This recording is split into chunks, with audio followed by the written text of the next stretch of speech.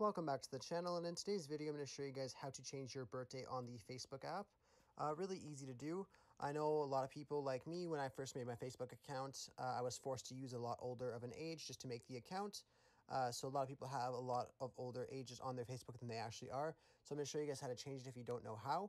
So you guys want to head over to the Facebook application really quick, and you guys want to click on the three lines in the bottom right corner. And then at the very top, you want to click on See Your Profile. Then if you just scroll down here where it has all your information, like your relationship status, the date you joined, everything like that, you want to click on See Your About Info.